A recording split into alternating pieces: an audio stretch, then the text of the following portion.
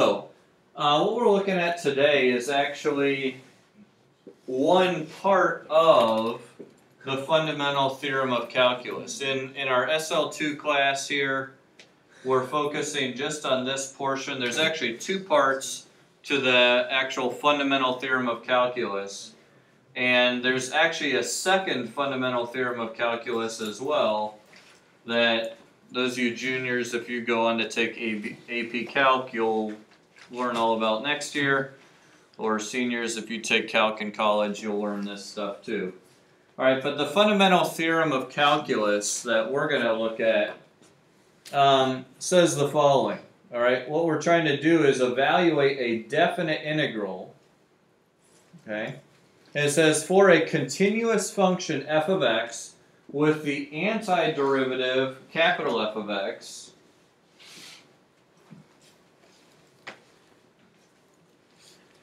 the integral from a to b of f of x dx is capital F of b minus capital F of a.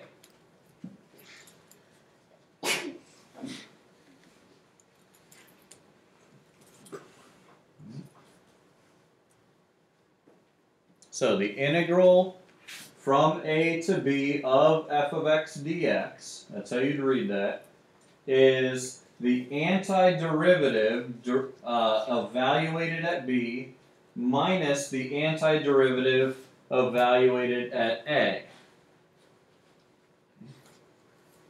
Now let me show you briefly what we're doing here. Okay, we have this function, and let's say here's our f of x. Okay. Here's our f of x, and let's say that a is here, and that b is here, okay? Now, you recall what we looked at last week, the antiderivative gives us the area under a curve, okay? And basically what's going to happen, what happens here, and the reason why this works here is because capital F of b gives us the area under the curve from negative infinity all the way up to b. Okay? So it gives us this area all the way to negative infinity. Okay? However, we only want the area from A to B. We only want this area here. Okay? So what we're doing here in the fundamental theorem of calculus is we're taking this capital F of B, which gives us all the area, and we're subtracting capital F of A. Because capital F of A gives us all the area under the curve to the left of this value A. Alright? All the way to infinity. Alright? So from A down is now being subtracted, and all that's left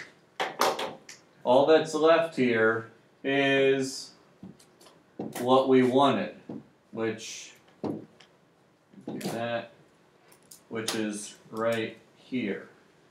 Okay, it's the area between A and B. Okay? Alright, does that make sense? That's why we're doing the subtraction part. And there's a whole long proof that I had memorized a lot of years ago and don't remember. But that's what we're finding there. Okay? So let's actually look at using this here with a couple of examples. Okay? First of all, let's start by using the fundamental theorem of calculus to find the area between the x-axis, the function y equals x squared, and from x equals 0 to x equals 1. Alright? Now first of all, let's sketch this. You all know what this looks like, but just so you can see it. Alright, so here is our parabola. It's going to go like this. Okay, it keeps going forever that way as well. Alright, that's our parabola. The integral will give us the area underneath that parabola down to the x-axis. Okay, so what we want to do though is only get the area from 0 over here to 1. Okay, so the area we're trying to find is this area right here. Okay? Now, that kind of looks like a triangle. If it were a triangle, what would its area be? Half of the base times the height. Yeah, half the base times the height. And since this would be the 0.11, it'd be 1/2 times 1 times 1, so your area would be a half, right? However, our hypotenuse is not straight. It's kind of caved in, right? So our area should be a little bit less than a half, right? Because if you think, if it were a straight line like this, we would have exactly 1/2. So, you know, keep in mind what you already know and what you know about area and whatnot as well, okay? So, we know our answer should be somewhere a little less than a half. So let's actually write down the problem that we need to solve and then find the exact area here, okay? So we have the integral from 0 to 1 of x squared dx. The dx just says that that's the variable that we're integrating with respect to, okay? Just like you had the dy dx or the dy dt, the bottom of the derivative told you what variable you were taking the derivative with respect to. Here we have the dx because we're taking the integral with respect to x. But let's look at how we would evaluate this, and please note the notation here as we work through the problem. All right, first of all, the integral of x squared equals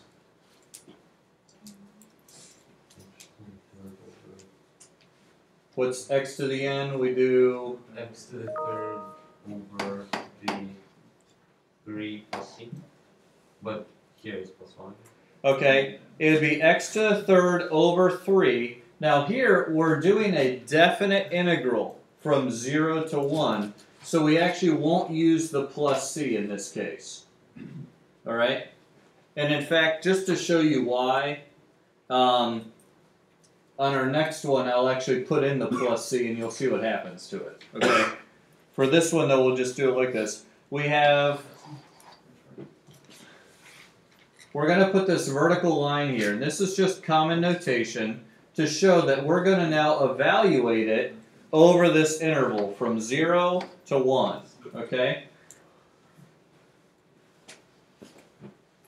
Now listen guys, what we're doing right here is going to be critical to being able to do any of the rest of the stuff we're doing with integrals. So make sure you're focusing here.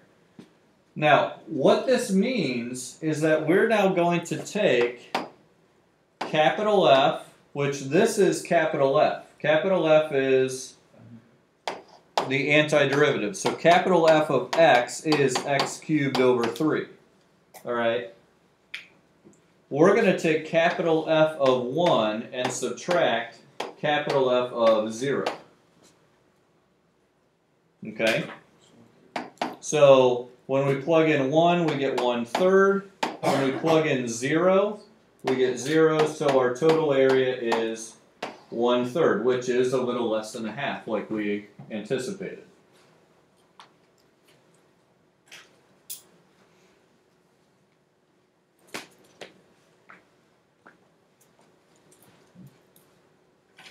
Does that make sense? Yes. Where does the 1 and f of 1 and f of 0 come from again? That comes from, yeah, that comes from our fundamental theorem of calculus right here. But so it'll give us from x equals 0 to x equals 1, will give us in that. Yeah, column, you'll- and then we put it in. Exactly.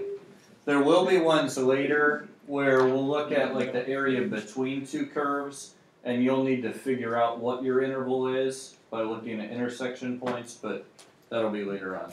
So.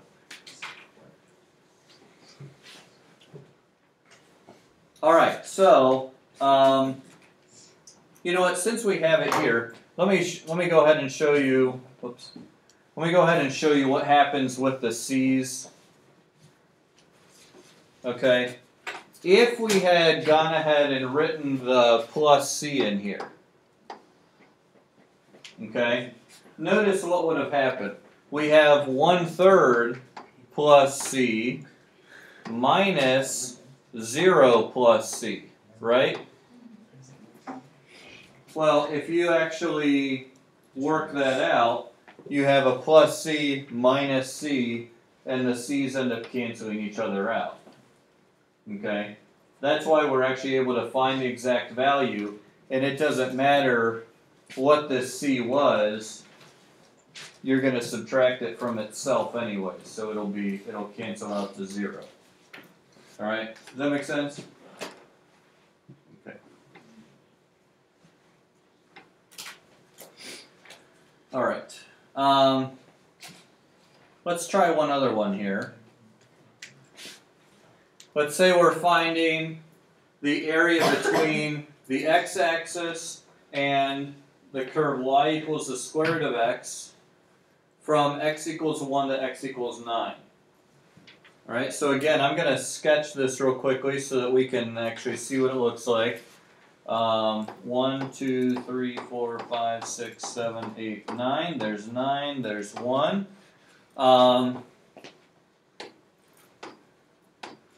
Okay, so my curve y equals the square root of x is 0, 0, 1, 1, 4, 2, and 9, 3.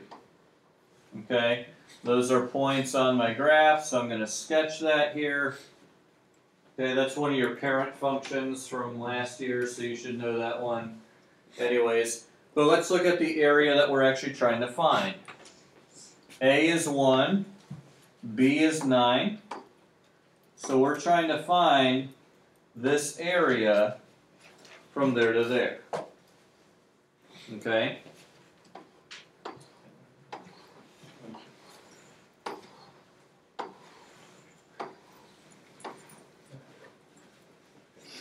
Alright? So to do that, we're getting the definite integral from 1 to 9 of the square root of x dx. Anytime you're given a problem like that, make sure you write down what the integral you're actually using is. Okay?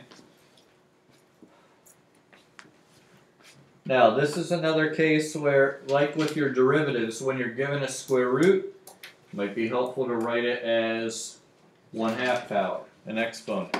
Okay? So really we're finding the integral from 1 to 9 of x to the 1/2 dx. Okay? So it's just another x to the n that we're integrating. Okay? So let's see what that would give us. Okay, what is the integral of x to the 1/2? 2/3 x to the 3/2. Okay, we add 1 to the exponent, so it's x to the 3/2. We divide by the new exponent, so divided by 3/2 is times 2/3. Okay? And this is actually one that we ought to be able to do without a calculator. Okay? So we're going to take that and we're going to evaluate it from 1 to 9. Okay? Again, our antiderivative f of x is that 2x to the 3/2 over 3. So I'm now doing f of 9 minus f of 1. Okay? So let's figure this out. F of 9 is going to be 2 times 9 to the 3/2 power over 3. How do I do 9 to the 3/2 power? Square root of 9 to the third. Okay, you can do it as the square root of 9 to the third. So the square root of 9 is 3. 3 to the third is 27. Okay, 2 times 27 over 3. Yep. Cross that out and you get 36. Okay? Or no, 18, sorry. 18. Okay?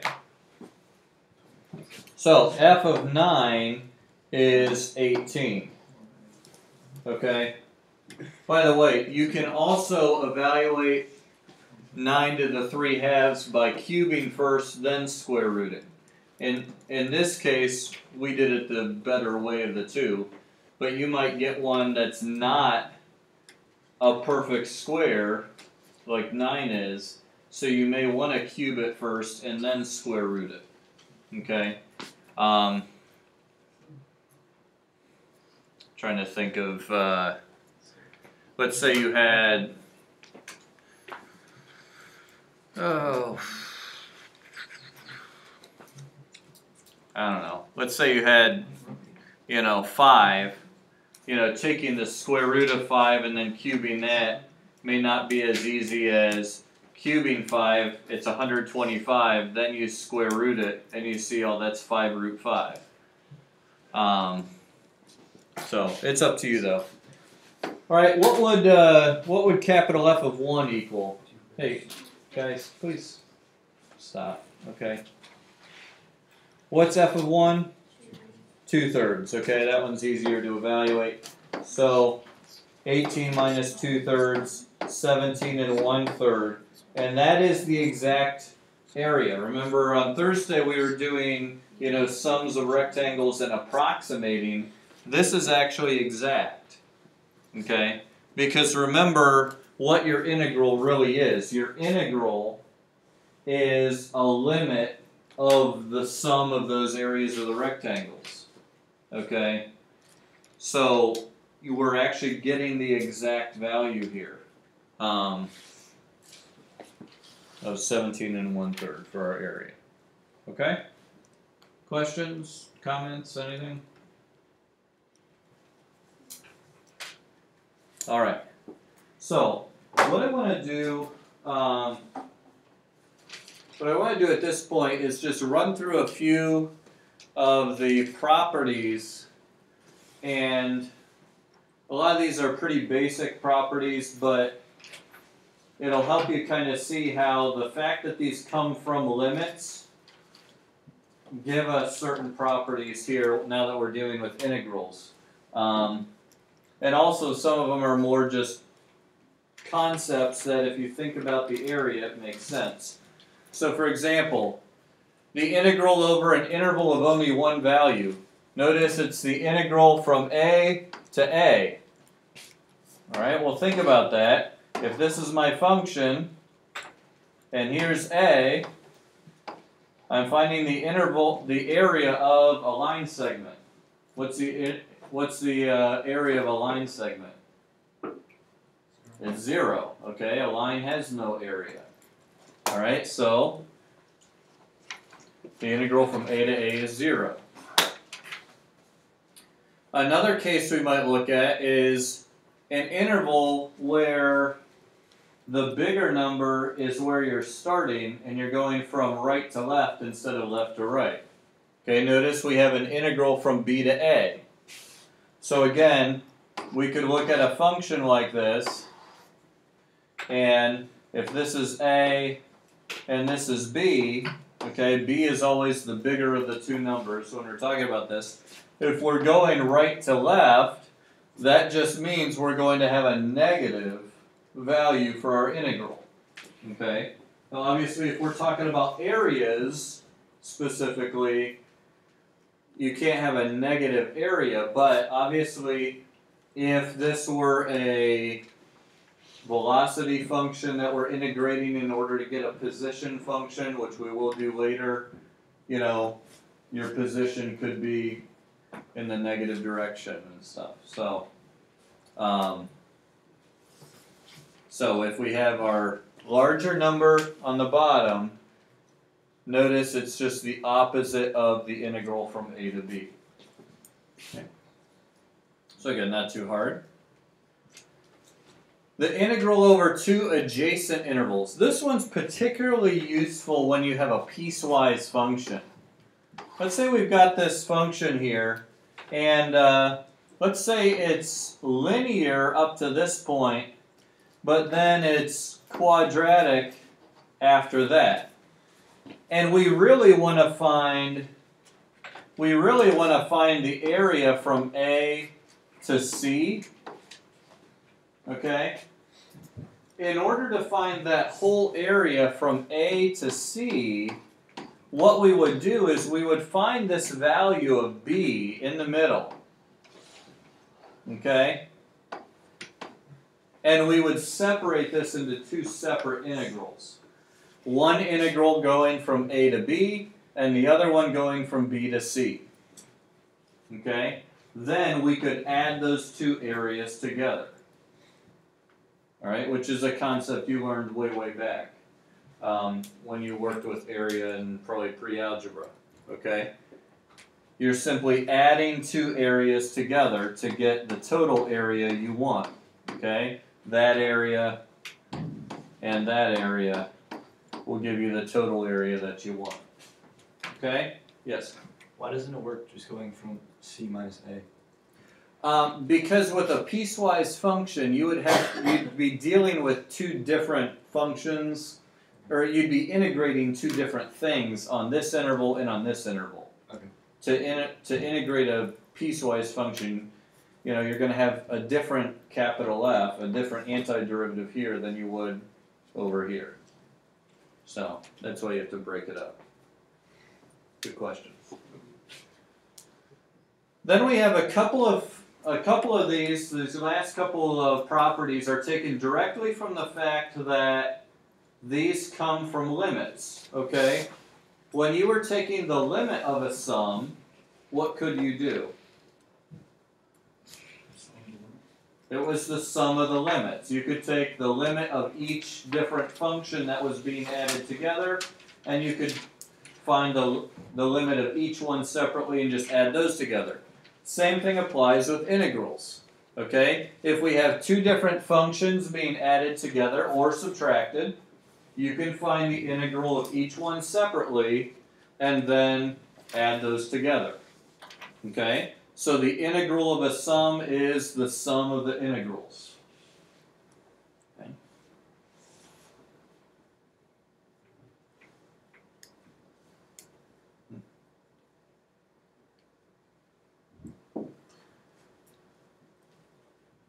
And then our last two, okay, the very last one comes straight from limits as well. A constant multiple, when you had the limit of 5 times a function, you were able to take that 5 out and just take the limit of the function and multiply it by 5. Same thing applies here. Okay? If we have the integral of 5 times f of x, we can take the 5 out, figure out what that integral of f of x is, and then multiply your result by 5. This is particularly helpful if you've got some stranger looking constant there, you know, or a very large constant, you know, or something irrational like pi or the square root of 5 or something. You can pull that out and not have to deal with it till you get your integral evaluated. Okay? The integral of the constant, though, is kind of a funny one. What are you actually finding the area of if you're finding the integral and your function is a constant? A square, or more generally a rectangle. Yeah. And think about it. You've got this function, and here's the constant c, right? And you're finding the integral from a to b, right? So this rectangle here has a base of whatever the difference between those numbers is. So b minus a, and the height of that rectangle is c. So you're just getting the area of a rectangle there. Okay? All right. Is there a situation where it would be better to use an integral than just doing base functions? Only if the directions told you you had to. I would say if you see it, just do the area of a rectangle. So, all right, you got some practice to do. Try it. Come with questions on Wednesday. All right. Have a great day, guys.